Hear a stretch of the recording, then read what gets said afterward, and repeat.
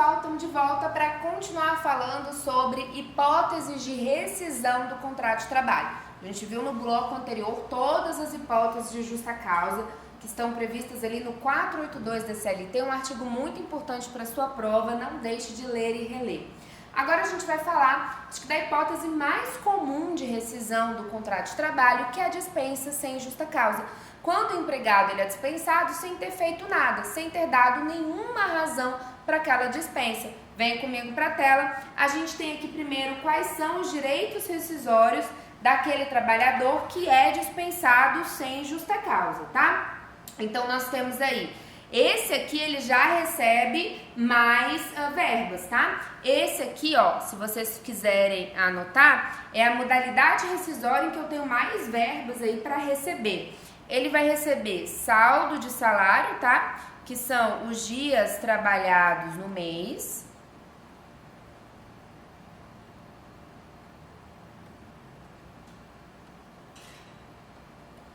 Aviso prévio, que a gente vai ver que pode ser cumprido ou indenizado. 13º salário, tanto proporcional quanto integral. Férias integrais sempre acrescidas de 1/3.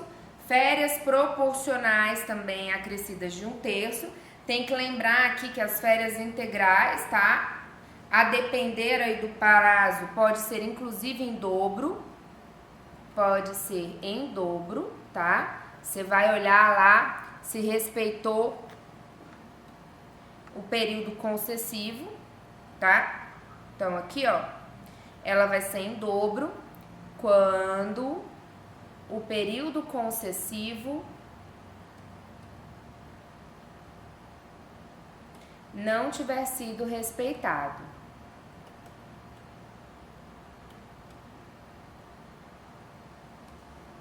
Artigo, a gente ainda vai ter uma aulinha de férias, fiquem tranquilos, tá? É só para vocês terem o caderno de vocês aí completinho, tá? 137 da CLT, tá? Saque do FGTS, a gente também vai ter uma aula de FGTS, é uma hipótese em que ele saca, tá? O que tem lá depositado.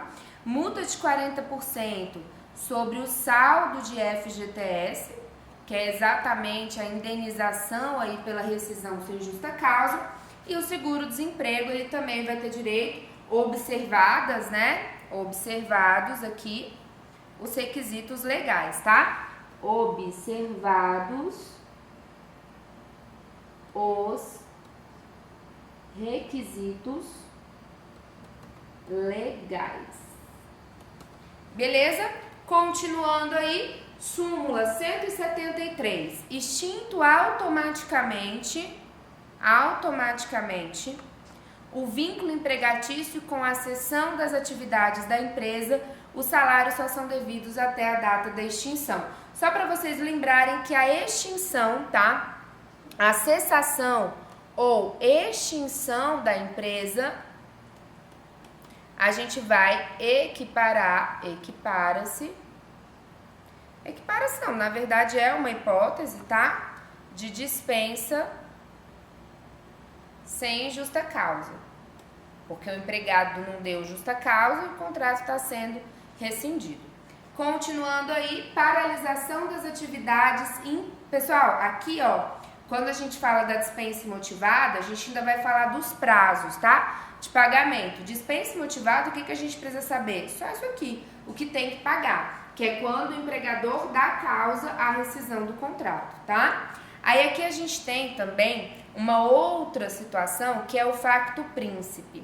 Tem muito tempo que isso não cai em prova, tá? Isso aqui tá muito em desuso, serve muito para cair em prova, que é o que tá lá no 486. Olha o que tá no 486 da CLT. No caso de paralisação temporária ou definitiva do trabalho motivada por ato de autoridade municipal, estadual ou federal, ou pela promulgação de lei ou resolução que impossibilite a continuação da atividade, prevalecerá o pagamento da indenização que ficará a cargo do governo responsável. Aqui vem comigo para a tela para a gente entender o que é o factum principe. Aqui é quando a atividade ela é interditada por ordem do Estado, por algum ato administrativo do Estado, aquela atividade empresarial ela é barrada, tá? Nesse caso, o que ele deixa claro? A indenização vai ser paga pelo Estado. Há uma divergência na doutrina, então dificilmente isso vai cair na sua prova, provavelmente o que vai cair é a letra de lei.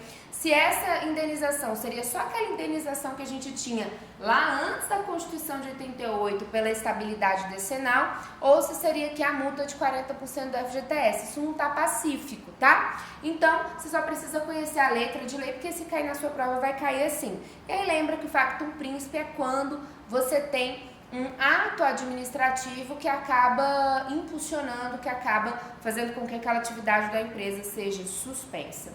Vou continuando aqui, vamos falar agora da rescisão indireta. A rescisão indireta, se vocês quiserem anotar aí, pode colocar entre aspas, tá? A gente tem aqui, é como se fosse a justa causa do empregador. É o empregador quem causa a justa causa. É o empregador que deixa aí de fazer o que deveria fazer. Nesse caso, em que eu tenho a justa causa do empregador, eu vou ter que enquadrar em uma dessas situações aí do 483 da CLT, que você tem que conhecer, outro artigo que a gente precisa aí ter muita atenção. Olha o que diz o 483 da CLT. O empregado poderá considerar rescindido o contrato e pleitear a devida indenização quando a. forem exigidos serviços superiores às suas forças, defesos por lei, contrários aos bons costumes ou alheios ao contrato. Pessoal, aqui eu tenho 4 situações de rescisão direta. O empregado, ele pode exigir a rescisão do contrato e aqui na rescisão indireta, o empregado recebe todas as verbas como se tivesse sido dispensado por justa causa, ou sem justa causa, perdão. Então aqui na rescisão indireta ele recebe saldo de salário, aviso prévio, férias proporcionais, férias integrais, 13º proporcional, 13º integral.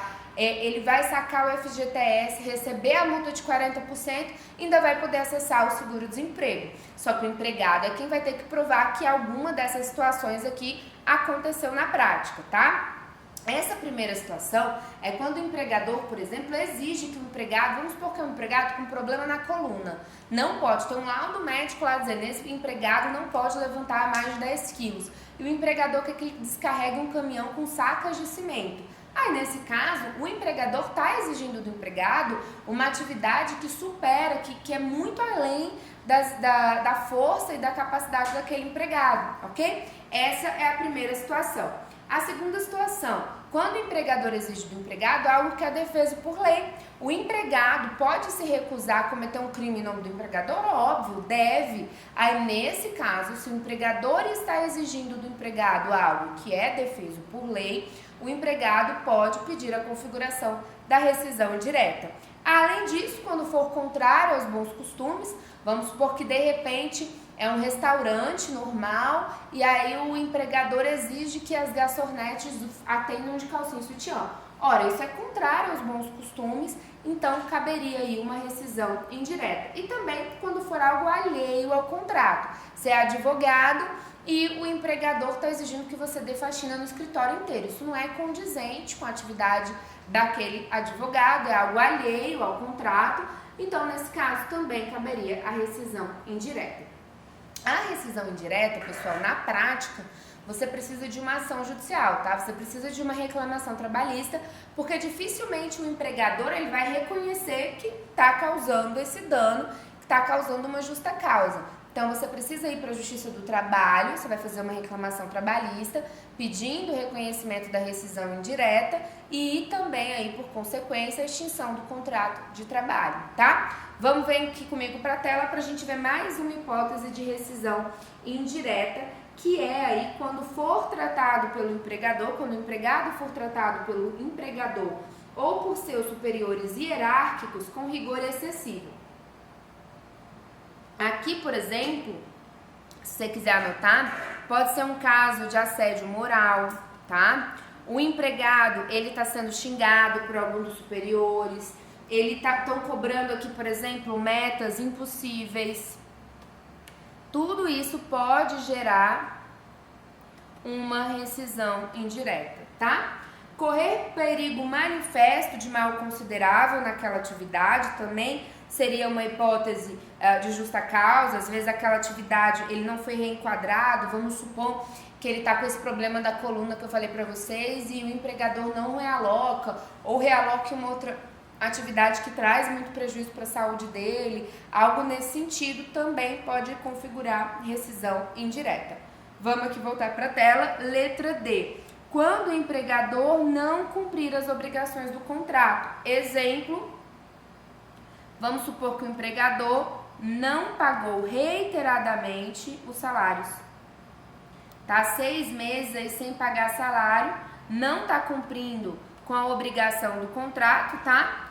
Não, um salário só em atraso não é motivo para rescisão indireta, mas vários, ou em atraso, ou sem pagamento, isso aí já pode sim gerar a rescisão indireta.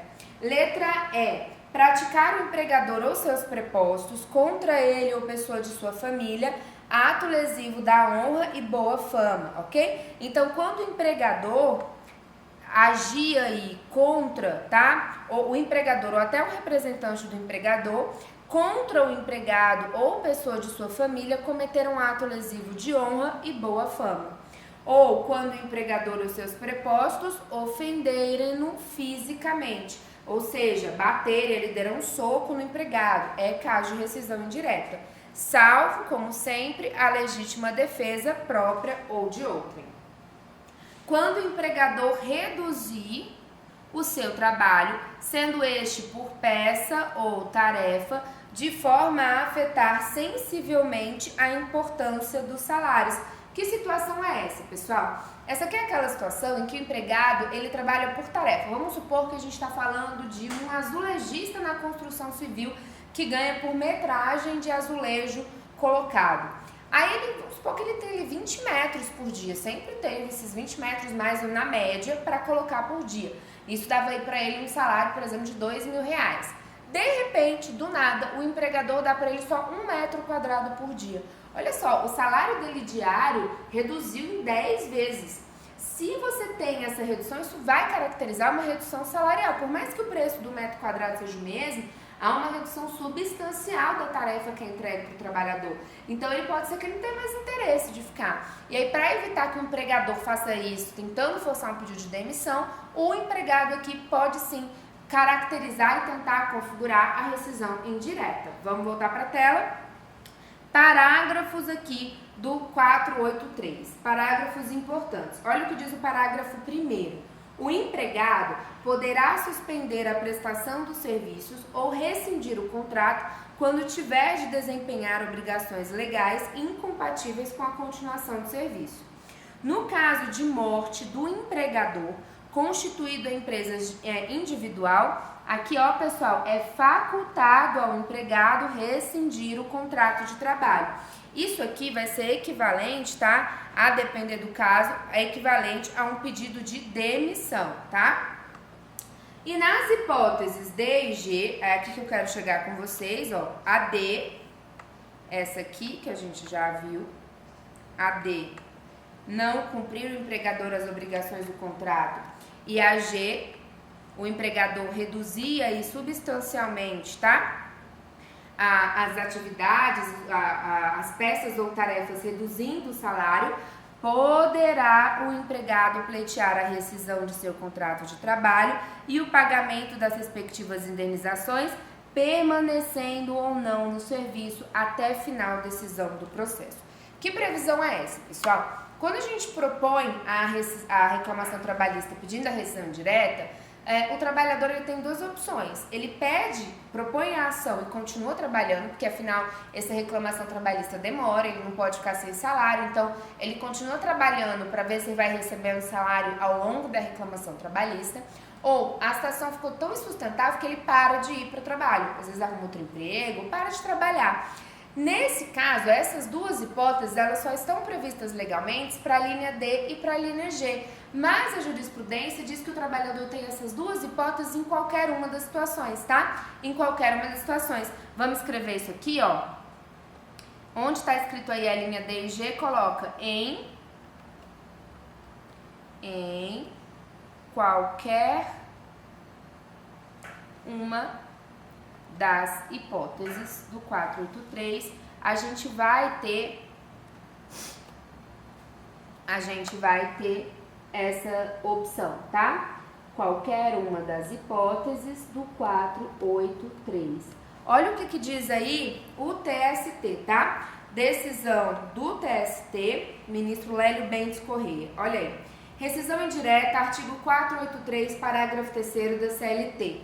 Conforme se depreende do artigo 483, parágrafo 3º da Consolidação das Leis do Trabalho, é facultado ao empregado que pleiteie em juízo a rescisão indireta do contrato de emprego, nas hipóteses das infrações previstas na linha D e G do referido preceito de lei, permanecer ou afastar-se do serviço.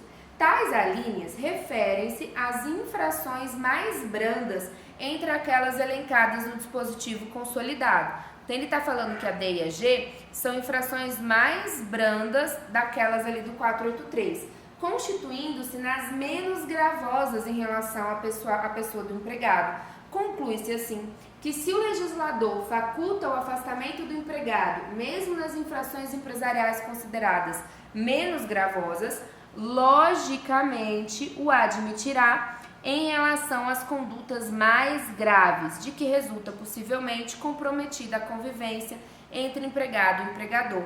Não é razoável, grifem essa parte aí, ó, não é razoável exigir que o obreiro, para postular a rescisão indireta, deva permanecer submetido à situação vexatória, constrangedora ou até mesmo danosa à sua integridade moral, física, que ensejou o pedido de rescisão indireta, ok? Só para você lembrar que a gente aplica as situações de rescisão indireta, a todas as hipóteses ali de rescisão indireta, essa possibilidade de se afastar ou não ao serviço.